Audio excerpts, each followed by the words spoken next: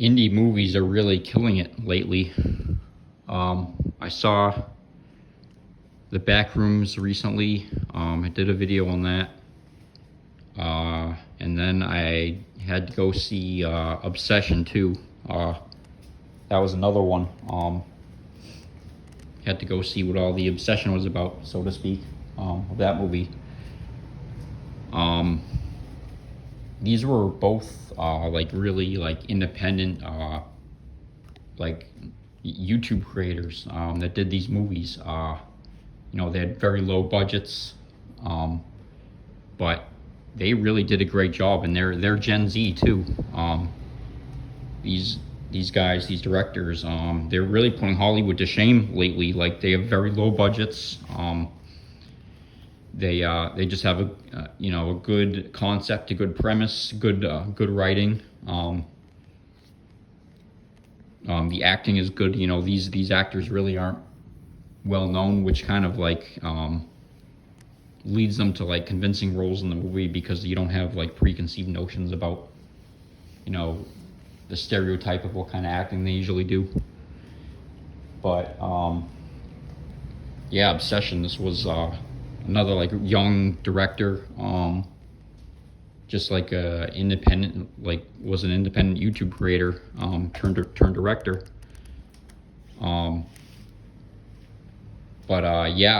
This movie really kind of I was really blown away by it. Just the themes, the slow tension build up. Just the acting was on point. All the writing, convincing writing, was great for like the dialogue. If you don't have good writing, then the acting kind of doesn't work either, because it's not convincing. But they both have to kind of work together, and they did really well. Especially the lead actress, the girl, Nikki. I think her name is like Indy something in real life. She's got kind of a unique name, but I mean, all the actors did good. The main lead guy character too. I don't know his name. His name is Bear in the movie, B-E-A-R, like a grizzly bear. Maybe that's just his nickname, but he really did a great job too. And the movie did a great job of like subverting expectations, like the real obsession, I would say. Like the namesake of the title is really Bear's obsession, like his obsession with just the idea of having Nikki as his girlfriend, or just the idea of her liking him, like obsessing over him. Because it turns out, like, spoilers too, like I know like I've like 4 subscribers and like whatever, but there, I said it, so now it's on you. I said spoilers, but I'm not going to go into like the whole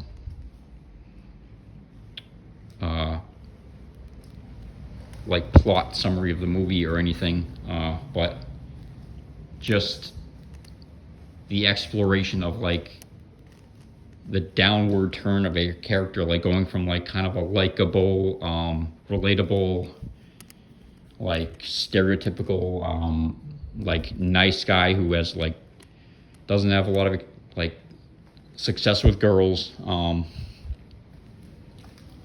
of very relatable. I don't know if he's not like a virgin or anything. I don't think he's just kind of like a lonely, shy, like quote unquote nice guy. I don't think he's in like the Inkwell community or anything like that, but he's decent looking, I guess. But he just starts out trying to like role play with his best friend, like just not like that, not role playing that way, but trying to like set up like rehearse confessing his love to Nikki, like who's just kind of like right now she's just a friend that he works with, but he's really like built her up in his mind like as like he loves everything about her.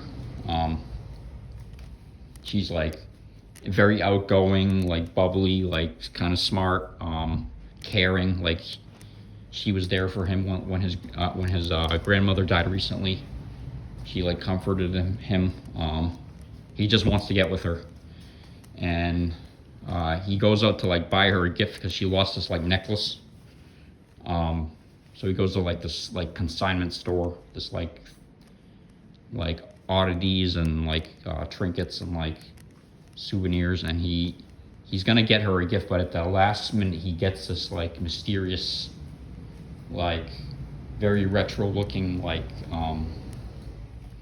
kind of trinket, but it's called a One Wish Willow, and supposedly it's like a collector's item or something you're not supposed to, or I guess some people use, but you're kind of just supposed to leave it in the box. But he gets it for himself for like a psychological edge, or maybe he plans to give it to her. I don't know. It's not really clear. Maybe he wants to give it to her just because it's a very cheap thing. He doesn't pay a lot for it, but he ends up like using it and like making a wish and like breaking the willow twig. And he wishes that she would love him more than anybody in the fucking world. That's his quote. And lo and behold, whether he means for it to or not, the wish actually comes true, but not in the way that he foresees at first. But he's kind of just a lonely, dejected guy who like he's got a decent job. They all work at like this music store. Like they sell like records and like they do some recording and whatever. But they all work together. Him and his friend Ian, this girl Nikki that he likes. But she just, as soon as he makes the wish, she just starts acting like super like sketchy and weird and like she kind of looks at him through the car window because he just dropped her off and he was gonna tell her how he feels, but he hedged at the last minute. But she comes back to the car and she's looking at him. She's like, "Oh, I don't know if I can be alone tonight." And she's kind of like looking weird. And the lighting, the atmosphere in the movie is really good. Like they'll have like little beads of light reflected in her eyes, but everything's kind of in shadow and silhouette. You can't really see like her full profile, like or the look on her face, which just kind of gives everything a creepy vibe. And she's like, "I don't know if I can be alone right now." And she just drops this news on him like that her dad is in the hospital with cancer or something that he didn't even know about. Now it turns out that she made this up. Like this comes completely out of left field. And she kind of like goes back and forth between like kind of like snapping back into her old self and like, but also under some kind of spell where she's just kind of like looking at him like fondly, but with kind of like dead eyes, and she's just like smiling at him just like kind of creepily, and just she'll just like chuckle and then just he'll laugh back at her. And the movie does a good job at just like creating like awkward moments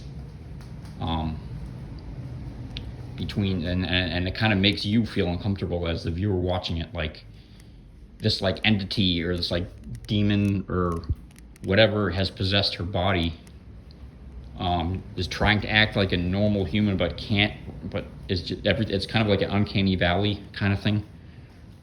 It can't really mimic the full behavior of a human.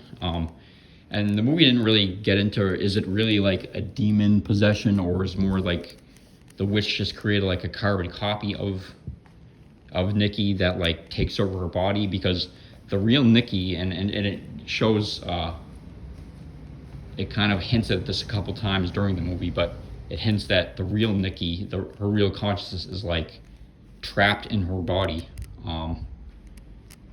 And it's like this other entity has like hijacked her mind, and she's not in control. She tries to break out of it. Sometimes she'll like even like hit herself in the face with like this like vase of flowers and like kind of like to kind of like try to snap herself out of it, I guess.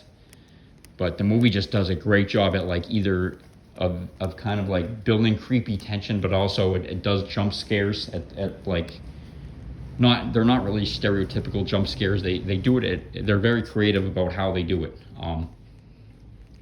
They'll have her like yell at Bear in like this creepy shrill voice that's kind of like she at one night she's when she comes back to his apartment, she's just standing in the corner, like watching him sleep, and the lighting is just very dusty and like dim, and kind of creates the kind of like the ambience of like a tomb or something. It's really creepy, and she's just standing there kind of breaking down, sobbing, like asking why he doesn't love her as much as she loves him. And it's not really love; it's more like obsession, because of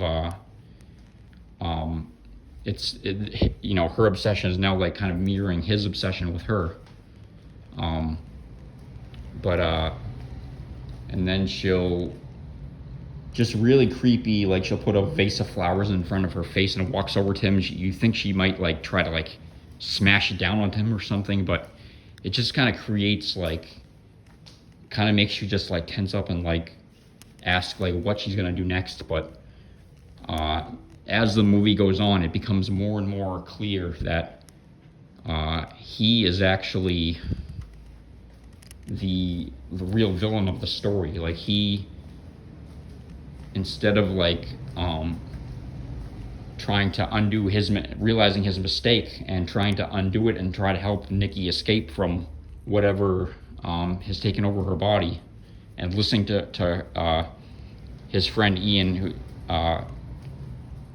that's trying to like tell him like Nikki's not right, like this isn't really her.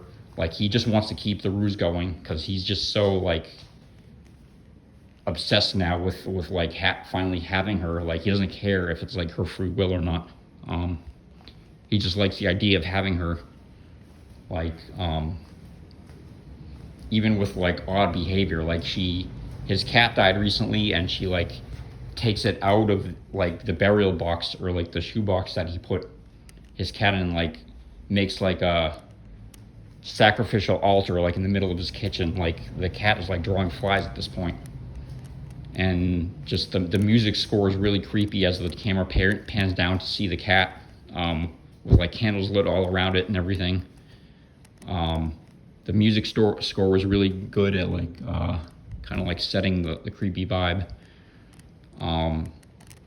The use of camera angles to like create suspense.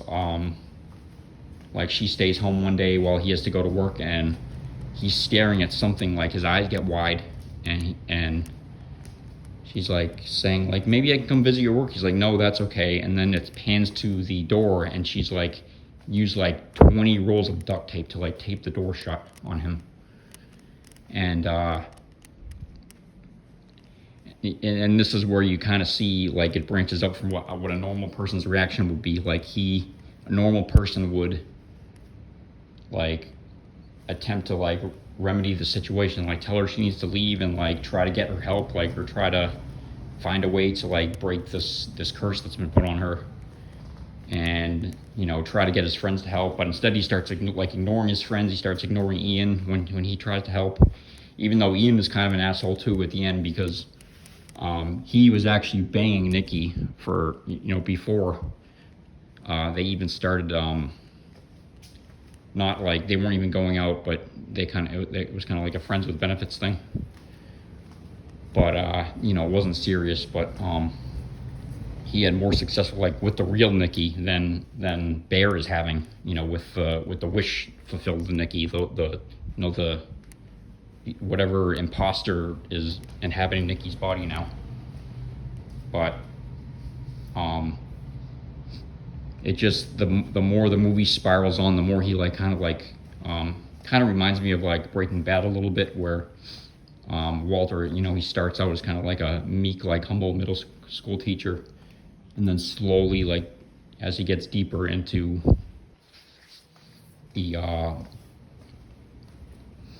world of like the drug cartel, he starts spiraling more and more into like his evil side.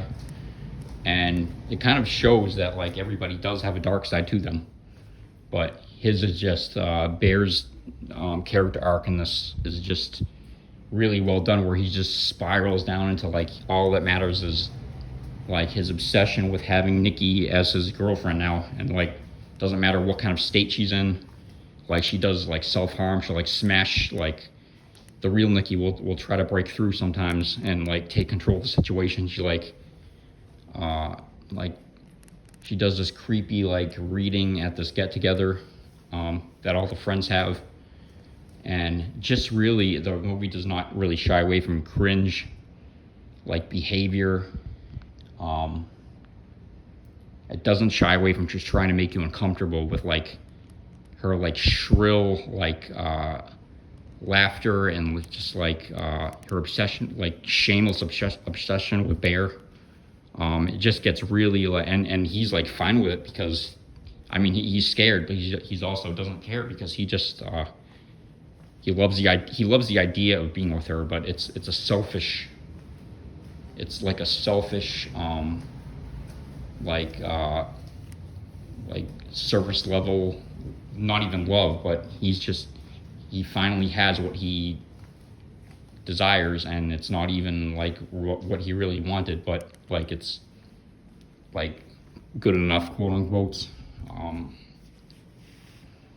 But I mean, the movie has a bad ending for both of them. I mean, eventually the